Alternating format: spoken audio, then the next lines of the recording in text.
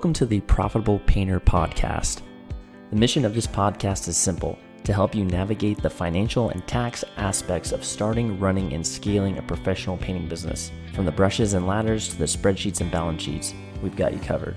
But before we dive in, a quick word of caution. While we strive to provide accurate and up-to-date financial and tax information, nothing you hear on this podcast should be considered as financial advice specifically for you or your business. We're here to share general knowledge and experiences, not to replace the tailored advice you get from a professional financial advisor or tax consultant.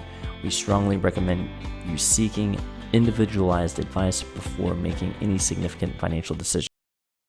Welcome to the Profitable Painter Podcast, the show where painting contractors learn how to boost profits, cut taxes, and build a business that works for them. I'm your host, Daniel Honan, CPA, former painting business owner, and your guide to mastering the numbers that drive success. So let's dive in and make your business more profitable, one episode at a time. Today, I am super excited to talk with Matthew Johnson out of Louisiana. He's built an amazing business over there. So we're going to dive into things with him today. Welcome to the podcast, Matthew. How's it going? Thanks, man. Appreciate it. Things going pretty well down here. That's getting a little toasty outside, but that's a perfect time of the year for exterior painting. So we're staying busy. Yeah, whenever I think of Louisiana, I live in Orlando, so like the weather's always, hot here, which I don't mind, but Louisiana, man, it's just a different level of humidity there. Oh, dude, And you're preaching to the choir. It's like when you step out of the New Orleans Louis Armstrong Airport. I've had people say it's like you have a hot, wet blanket over you, like immediately. yeah. Yeah, It's it brings me back to I was in the military at Fort Polk, Louisiana. I was there for a while, and the the weather and the mud, it was intense for a while there. But I was gonna say like yeah, Fort Polk. I actually went over there. We actually looked at some projects over there, and like that is in the middle of nowhere. yes. It's like Yeah. there's nothing over there. Yeah. Out in the middle of the woods. Cool. Well, I'm excited to dive into things today, Matthew. So could you kind of give listeners perspective of where you're coming from? What, how did you get started in the painting industry? What's your journey been like? What are some major milestones that you've hit along the way? Yeah. So I've obviously born and raised here in Baton Rouge, Louisiana, right outside of New Orleans. That's the easiest way to kind of help people locate us, in their mind. Baton Rouge, it's a very large metropolitan area for Louisiana. Basically, from the time I was a teenager, my family, my upbringing, I grew up in church, Christian background, faith-based. My dad was in full-time ministry. He was a minister. We grew up, in that type of household. I was homeschooled. I come from a big family. I have six sisters, no brothers. So that was cool. That was a fun little upbringing. Early on, we did a lot of work like renovations, remodels, things like that, because we transitioned. We didn't just move houses. I was about 14.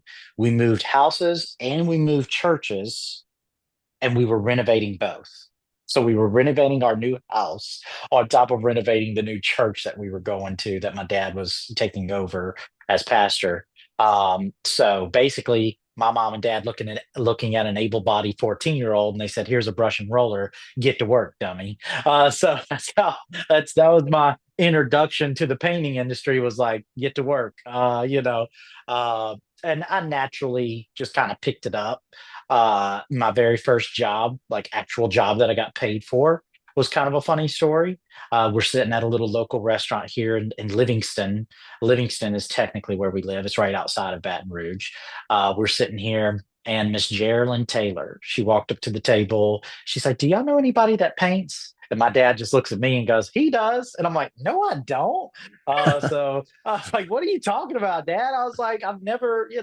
So I made a whopping $500 on my first job ever Nice. at 15. I mean, I thought I could retire, man. Like I had made my $500. I was like, man, I'm set. I'm set for life.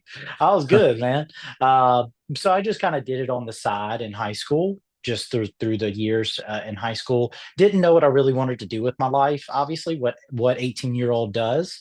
Uh, but at 18, around the 2016 flood, like Baton Rouge, this whole area, I don't know if you're familiar with that catastrophe, but like the flood down here in 2016, it was just horrible. It was just devastating.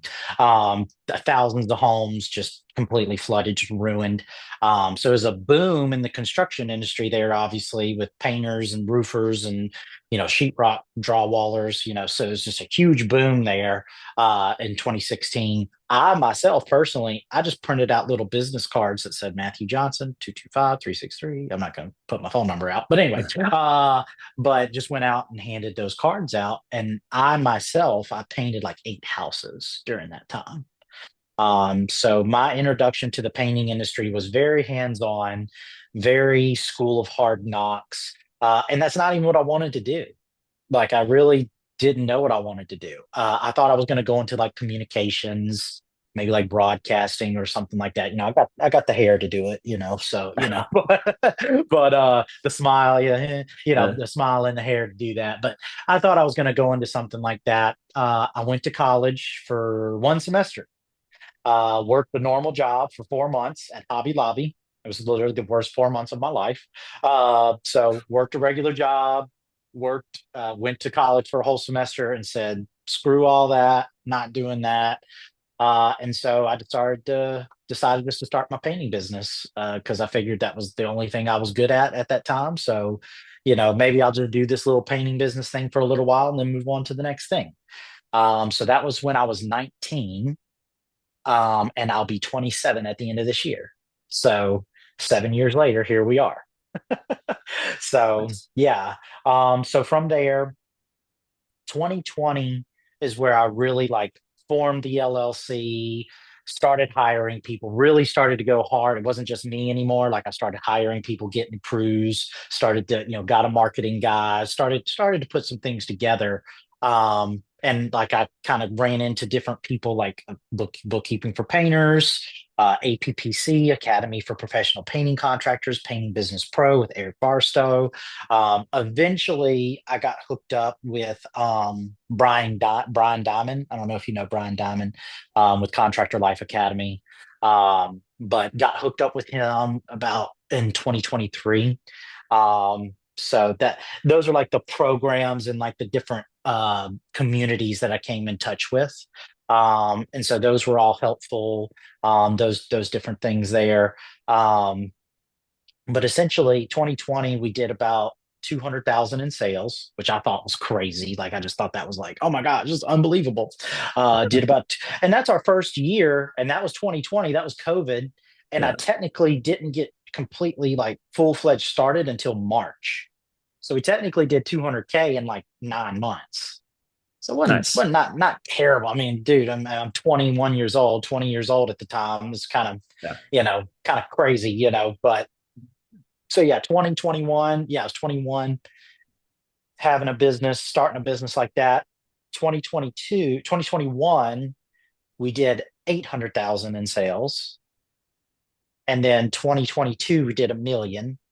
2023, we dipped a little bit. We did right under 1 million, I think, because I got sick. I was literally sick for like 2 months. Like I had mono, was hospitalized for like a week. It was terrible, terrible, terrible time in the business. A lot of I could tell you a whole story with that. But then 2024, I started to really assemble our team. So I have a operations manager over production, a project manager, a marketing coordinator, which is a sales rep. Our marketing coordinator started to build the sales team, and now I have a client experience specialist, which is our lead handler. So 2024 we did 1.2, 1.1, and then this year we're on track to do 1.5, 1.8 this year as of right now. Just because of kind of we had like a really weird month in April where it was just abysmal with sales. And we were kind of transitioning through some different hires. So I was kind of switching some things up. But yeah, our trajectory, we were at a run rate of like 2 million for this year. Nice. That's awesome. That's a pretty incredible journey. And so it sounds like you're starting to get things dialed in for as far as those key positions. So you said you had right now you have a project manager. Uh, Ops manager, salesperson, and then a lead handler. okay. And the lead handler is basically what type of outbound are you doing outbound marketing or like door to door or Facebook ads? Like what type of Yeah, so I work with Ricky at Homeowner Marketers. Work with him. He does all of our Facebook ads and our Google SEO. So like our majority of our leads, other than our brand ambassador program and like our referral program, um, majority of our leads come from Google and Facebook right now. We really haven't diversified our marketing channels yet. We're just really trying to dial in the team right now and like just financials and the team and then we'll start to diversify a little bit. Gotcha. So your lead handlers doing the speed to lead for those Facebook and just making sure that, the inbound calls are getting answered. Yep. And then your ops is managing the crews and then salesperson's closing the deals, right? Yep. Yep. Okay, awesome. So you have a pretty good, sounds like you have a pretty good team set up, and you're on track to do 1.8 million this year, which is amazing. Yeah. So tell me about how you went from basically just painting houses on your own, just by yourself to building, what sounds like a pretty great pretty great team, and you're almost about on the verge of doing multiple millions. Yeah, that transition was pretty difficult if I'm going to be completely transparent and honest. There was a lot of hiccups, a lot of learning curve. If I could go back, I'll say it like this. If I could go back, I would have invested more money in things that really made a difference in the business. Like maybe taking not just the Painting Business Pro basic course, but like get some coaching, really get things set up, maybe like Breakthrough Academy, or find somebody like Brian Diamond a lot sooner and get that coaching, that business coaching. If I could go back, if I could go back, I would have invested money and time into stuff that really made a difference rather than stuff that I thought, oh, I'm gonna try this little marketing thing. Oh, I'm gonna get the vehicle wrap. Oh, I'm gonna go do this, or oh, I'm gonna try this, and all that stuff really, they were time consuming activities, but they weren't revenue generating activities. Yeah. No, I think that's And I'm sorry, go ahead. no, and that's where the transition finally started to happen in the last year or two, is where I started to let go and put the right people in place. Sometimes you have to take risk in business.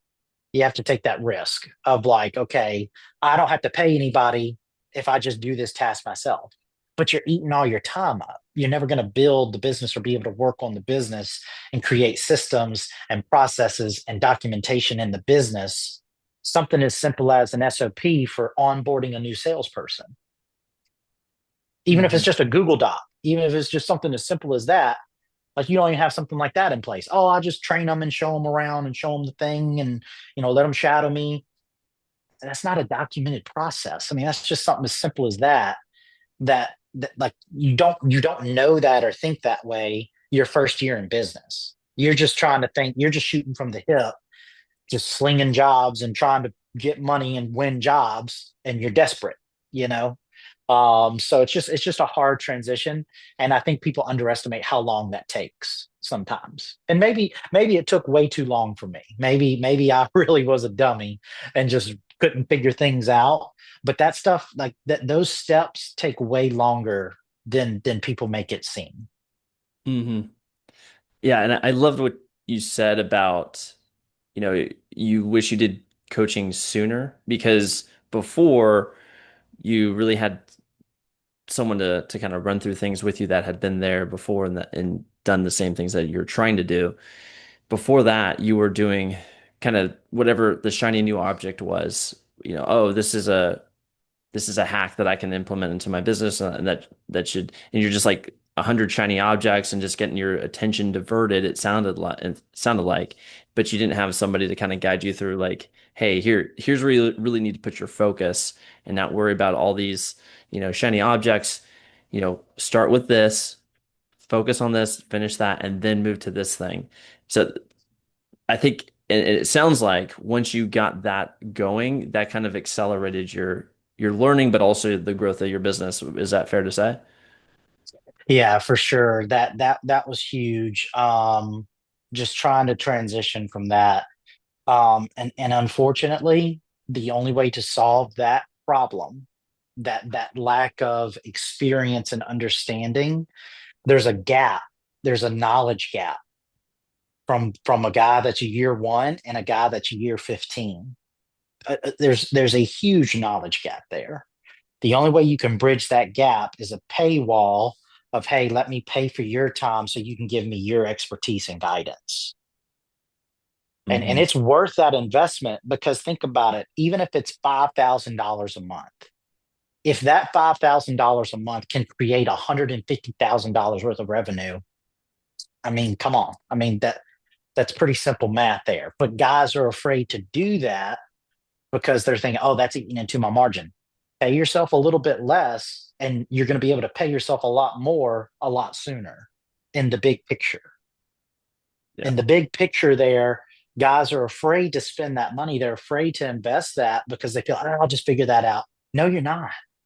You're actually, you think you can, even if you've got a degree, even if I have 5 years of sales experience at the dealership, and I've got this, and I've got this experience, and I've been a painter for 30 years. A painter and a business owner are two different things. Like, I got news for you. Like, it's just, so it's something, if I had to go back to my 20-year-old self, I would say, hey, that $10,000 that you have saved up, hire a coach, go to Breakthrough Academy. Go find somebody like Brian Diamond. Go blah blah blah. Go find a really good yada yada yada, and learn these things and set the business up right and figure it out a lot quicker, a lot sooner. And the other piece of advice that I would tell people too is be okay with making hard decisions and quick decisions. Be okay and learn to be okay with making very hard decisions and having hard conversations. I can't tell you how many times I was slow to fire somebody, or I was slow to get rid of somebody, or I was slow to make a change in the business, or I was slow to bite the bullet on something, or I was slow to have that hard conversation with somebody. Yeah. Like, you can't be afraid. Like, you can't be afraid of that. Like, that's in being in business, you're in a high risk, high reward arena where you're going to have some hard conversations, and they're not going to be fun. Like, you're going to have some hard decisions to make, and you got to make them fast, or you're going to pay in the nose for it. Yeah. Yeah, that's a great point. I mean, as the business owner, that is your job. You should be making those, identifying what are the hard decisions and making them as quickly as possible because those are usually, no one else in your organization is going to make them for you. They're not going to have those hard conversations and they're not going to make those hard decisions. So the and as you grow, they usually get harder and harder. It doesn't get Yeah. easier. Yeah, because you realize that it's going to add a lot to your plate, and you know that it's going to be difficult, and it's going to be hard, and there's going to be that transition period of like, okay, I gotta replace this person, or I gotta replace this thing, or I've got to pay for this thing. But what opportunity cost? What is it costing you in opportunities? What's it costing if you've got a sales guy that you're giving him 10, 15 appointments a week, but he's converting two of them? What's it cost? You might as well go run the appointments yourself while you're looking for a new person that will actually go convert 40% of those jobs rather than two of them. Hmm. Like, what are you costing yourself? Like, you might as well go run them. Why are you going to pay somebody else? Just pay yourself that commission. If they're not going to close, get rid of them, start looking for a new person. And while you're looking for a new person and you're putting together a better system and a better training and a better onboarding for the new person or the new hire, go sell some jobs. Yep. Like guys get stuck in their head like, oh, I can't go back. Like I can't go back. Sometimes you have to. Sometimes you got to go back to the drawing board and retool and restructure, because maybe you as the business owner, you haven't evolved to a point for your team to evolve to a point that you need them to be at. So you're still here and you want them here, but you got to go up here so that they can then be here where you Hmm. needed them to be. Yeah. That's it's that evolution. You've got to evolve yourself. Yep. Yeah, that makes a lot of sense. And one of the things you mentioned earlier was, you got to learn to let go and you got to put the people in the right place. And it sounds like you've had a lot of learning in this realm, and you've had to have those hard conversations. But could you just talk a little bit more about letting go, putting people in the right place? What does that look like for you and your company? So we kind of have a mindset that I adopted from Brian Diamond at CLA Contractor Life Academy. Um, Working with Brian these last few years, I've actually got like a culture kind of established now. Our core values. I've got 5 core values that we've established and we try to live by. It's Swift. Basically, one of the phrases that we say is "build, don't break," and I stole that from Brian, but it's "build, don't break." Um, Often we can look at conversations, hard conversations, and all we're doing is breaking. It's just negative. But there's a way that you could go about it and say, hey, I really like what you've been doing. You've really put in a lot of hard work, but here's what I'm seeing. Maybe we could clean some things up, blah blah blah blah. And I know that's stupid simple, but you really don't think about it in the heat of the moment when you're upset, or you see they didn't send a proposal out, or you see that they haven't been leaving their notes in the CRM, or you see that they haven't been following protocol, or you fill in the blank. And so in the heat of those moments, you have to remember and put yourself, hey, this is a crucial conversation, and I need to remember build, don't break. Mm. What I'm about to say going to build them up, or is this just going to break them down? Is this going to create the right atmosphere and culture moving forward? And so those crucial conversations, and there's a book, Crucial Conversations, you're probably familiar with it. Mhm. I'd say any CEO or any business owner should read that, because when you start having a team and you start putting together a team and you start having team meetings and you're in the office and you've got a staff and you're handling departments, sales to production, production back to sales and sales, so all these departments, you've got to make these transitions and these channels smooth and connected, and they all have the same vision and goal in mind. Mhm. Like they need to all be on the same page. And so that's difficult when you're not coming to the conversation the right way. And often you have to be willing to put people in their place, but you can't do it in a harsh way. You can't do it. You're literally going to break and destroy rather than build up if you're not Mhm. careful. So for core values, what, so is one of your core values build, don't break? Is that one of them, or is That's basically one of the phrases or statements we use. Ours are ownership, integrity, excellence, connection, and communication.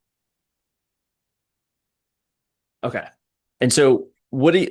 Because when I first learned about core values years ago, I didn't quite understand what the purpose of them was. It was like, did you just put a bunch of fancy words on a piece of paper, Yeah. and so those are so. What are core values actually doing for your company, and how does it actually impact what you guys do on a day-to-day basis? So basically, what you have to do is, and it's hard to do it with people that already work for you, because they're going to say, what type of bull crap are you on right now? Like, what's all this new stuff about build, don't break? No problems, only solutions. Communication is everything. Excellence in the details. Because I on those 5 words, the 5 pillars, I have like a phrase. Like there's a phrase that goes with that. Um, Excuses, ownership over excuses. So ownership like that, but ownership over excuses. So it's different things. It's hard to do it with people that already work for you when you try to make that transition and you say, "Hey guys," because what I did was I just inserted it. I just said, "Hey guys, just wanted to share this with y'all." Like at a company meeting, I was like, um, "I really feel like we already have the heart of these things in at Swift. We already kind of have the heart of this, but I really want to implement it and make it a part of how we do things here." How we communicate with each other, how we communicate with our clients, how we operate with each other, how we treat each other. I think this is really important for us because I think this will help establish some things that'll help us grow and build something positive together. Because I never want to build an environment where we can't grow and we can't talk to each other, where we can't communicate with each other, where we can't be honest with each other and open with each other. I'm going to keep you guys accountable to these core values, but you know what I need y'all to do for me? I need y'all to be willing to keep me accountable too. And Mm. of course, build don't break, because I am the boss, but build don't break. And so whenever we come to the conversation that way, I've already seen the transition. My sales guy's coming to me in a different way. He's not coming to me fussing and complaining and being negative. He's coming to the conversation knowing that I'm going to come to the conversation in a positive way, because it basically lets everybody take a breath and not have so much tension, or realize that things are going to be handled a certain way. They're not going to be handled. Wait, why did you not do that, man? Come on, man. Mm. That's not build, don't break. That's Yeah. and then if I don't perform, they could say, well, boss, hey, ownership over excuses, no problems, only solutions. And you're like, you're right.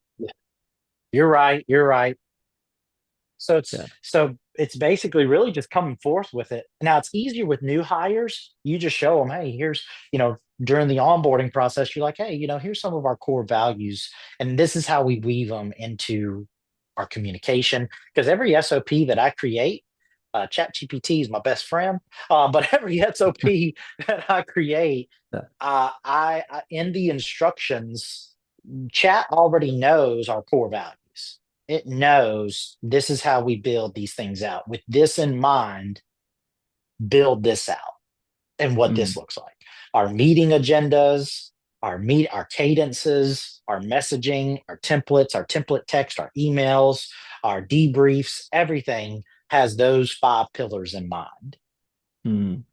And so whether you're transitioning and making a hard transition, um, with the team that you already have, or you're doing it with new hires, which it's easier to do with new hires. You just gotta implement it. You just gotta put it in and say, hey, this is it. This is what we do now.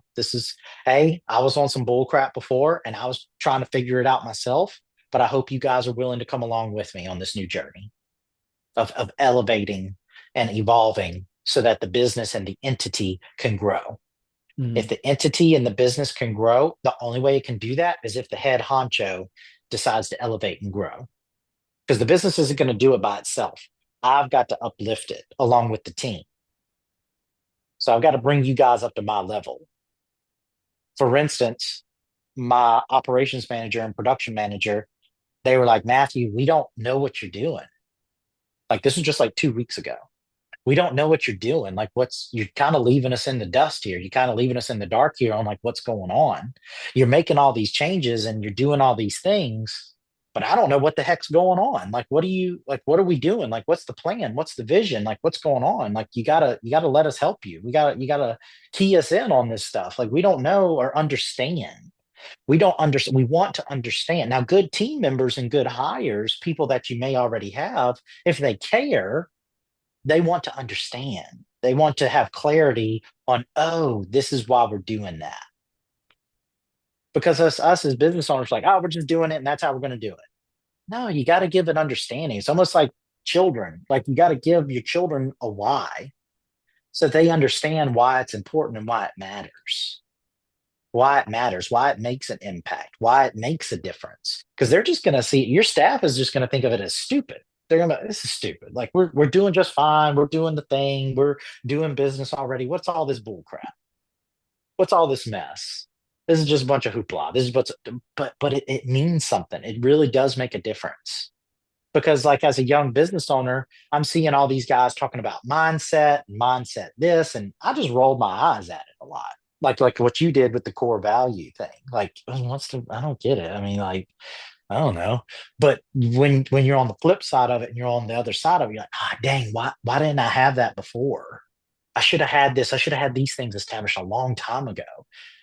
And that's where the bigger companies and the companies that grow and build a good team, they have that stuff. And it seems lame. It seems like a bunch of bull, you know what? It seems like a bunch of bull crap and a bunch of, whatever, but it's really important. Like it really does make an impact. It really does make a difference, not just in your team, but in yourself. Hmm. Yeah, one of the things, so your core values are almost like your brand board. You know, those brand boards where it has like all your colors Yeah. for your logo and your website and all that stuff. Your core values are basically like, it sounds like your brand board for your processes and the culture of your team. It's kind of like here are the ingredients for how we're gonna do operations, and that's gonna basically communicate the brand communicate the brand, similar to how your brand board communicates the like how your brand looks. The core values communicate how your brand actually comes across in the actions, the behaviors of the organization and the people in it. Mhm. Yeah, and I would say, and not just because I'm saying all this, everything that I'm telling you, I've learned from experience, but also learned from a coach, from Brian. These are things that I have learned, and I have paid for this knowledge. I paid for this knowledge, Yeah. and you can either pay for it with your time, or you can pay for it with your money, the knowledge, because there is a knowledge gap. And Daniel, you've built a very successful business and have a full-fledged team, even from the time that I've watched you and from the time I've observed, like it was just you and maybe some VAs or something, 5, 6 years ago. But like, oh my God, like you've boomed, you've grown and exploded, where it's like you're just nationally recognized and partnered up with all these big guys and these juggernauts in the painting industry. But you know just as well as me, like I know you have a coach. I know you have some mentor, some coach, or some program that you're taking to get you to that point. You didn't just do that on your own. No offense. I mean, not that you're Yeah. not capable, but you No. wouldn't have done it in this short of time. Right. Absolutely. Yeah. Having a coach is indispensable. I mean, if you look at my P&L, the I have my training and education line item. It's just ridiculous. Spent a lot of money on it. So, but it comes Yeah. back, like you mentioned earlier, it comes back as a return on investment many times over. So, yeah, I'm right there with you. One of the other things you mentioned was when you're talking to your team, you always say like what the why behind it, and it reminded me of in the military, whenever you had to write an order to tell soldiers to do something, or even just a verbal order that you give them, you always have to give them the task and intent. So two things you always have to communicate is the task of what you want them to do, and also the intent. And the intent is basically the why. What are you trying to accomplish? So if you just tell somebody, "Hey, go move those sticks from point A to point B," they might do it. But then if they don't understand the intent behind why you told them to move the sticks, it might get lost when something changes. So providing that task and intent really helps people to understand like, okay, well, if something, he wants me to move these sticks over here because we're trying to build a house, and so we're putting wood in this area, and so but if the location of the home changes, maybe I should move it over there instead of over here. Right. So Well, it it get gives context and clarity. yeah. Hmm. Yeah. I like that. Task, and intent. Yeah. Yes, and I think I can't remember is there was this company I can't remember which company it was, but basically you always had to put the why of whenever you told somebody to do something else, you had to put the why behind it. Otherwise, it was a fireable offense. Like you literally could get fired if you did not put the why behind a task that you asked somebody to do something. So they Mm. took it pretty seriously. Uh, Well, yeah, I think as business owners, we can get caught up in our own ways and maybe a little bit prideful or feel like it's too much energy to explain. Like, how much more, a little bit more time invested in a conversation and giving instructions or giving clarity or giving a clear path on what you want done. You've got to give clarity to that because it's like, this is why. Because I literally saw my operations manager and my production manager as they were sitting on my left side and on my right side here. I saw the light bulbs go off on both of them, really around the same time, where the light bulb went off and I could see the gears going in their head of like, oh, okay. Because all I did in that conversation, they're like, well, we're not trying to come down on you, boss, and we're not trying to break you. We're trying to. I said, no, no, no, no. I said, exactly what I've been implementing and trying to change and shift in the business. You guys just exemplified it and you didn't even realize you were doing it. And so I've accomplished my goal. And they're like, what? And I was like, no, I wanted y'all. I want the reason why we have these meetings and these cadences, and the reason why I've been speaking to y'all in this way is so that you guys would speak to me the same way and we would communicate the same way.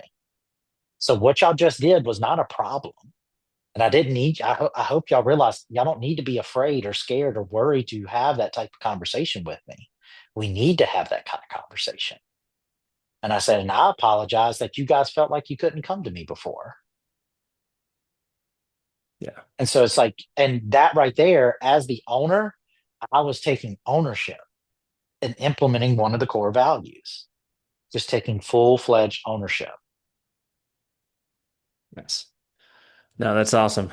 It sounds like you're really building in culture, like intentionally building culture, because culture is going to be there regardless of whether you are intentionally Well, building it that's the scary yeah. thing is you could accidentally be building a culture that sucks. Like Yeah. it's just terrible. Like everybody's got a stinky attitude, or everybody's afraid to talk to you, or everybody's afraid to bring something to you or tell you something. And like they start cutting corners and skipping steps and not doing things the right way because they're afraid, because they're worried, or they don't understand, or they don't have clarity, or they don't even know what the heck they're doing or how they're supposed to be doing it because there's no why has been given. The why hasn't been given. The understanding or how to do things or how to approach things has not been given. And whose job is that? It's not their job. It's yours. Like it's Yeah. your company. You've got to build the culture intentionally, or you're going to build something unintentionally that you have to fix or that you got to deal with. Yep.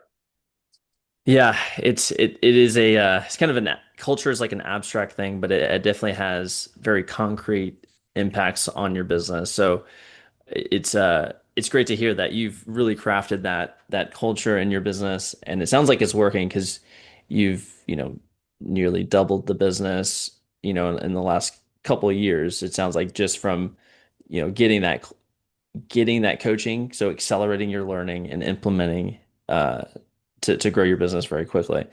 So kudos to you for that. Thank you. Uh, um, cool. Well, you've been super gracious with your time. Do you have any asks of the audience or any final thoughts that you'd like to leave with the audience who, other painting business owners who are trying to grow their business to the next level? Any final thoughts for them? Yeah, I would be very careful on adopting just one ideology because, and what I mean by that is this: there's a lot of programs out there. There's a lot of coaches out there. There's a lot of different paths and structures and different things out there. Either stick to one or take a piece of each one and create your own. Because what will happen is you'll be trying to implement this person's system, this person's system, this person's system, and trying to, you've either got to take just a piece, like, hey, APPC, their production stuff is amazing. I'm going to take that. Hey, Brian sales stuff, amazing. I'm going to take that. Hey, Painting Business Pro, getting started. They're starting Building Worth Foundation. That's great. Their commercial stuff, that's great. If I had to give people advice, either pick one and stick with it, or if you have the means to do it, take each one. Go to this camp, go to this community, learn, and go step by step to fix each problem in your business one by one. Because either most people, this is their livelihood, or they're either about to get started or they already started. And so you can only go task by task. You can only go one problem at a time. Because what I learned was, yeah, you can kind of fix different departments and do different things, but it's literally focus on this task, get it done.